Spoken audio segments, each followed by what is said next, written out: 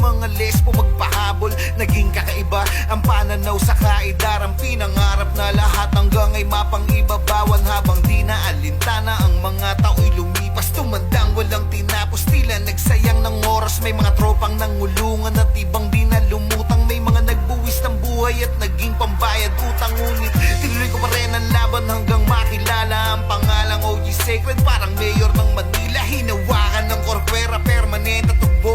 Tunay na ninong ng Velasquez sa Troha sa Tondo, na ipagsabayan sa mga hamon, humantong mo sa patayan. At walang tigil na putukan ng gante pag nalagasan. Ngunit isang katanungan na naglalaro sa isip ko, ito ba ang buhay na dapat manahin ng panganay ko? Gusto mo ba na sumama sa aming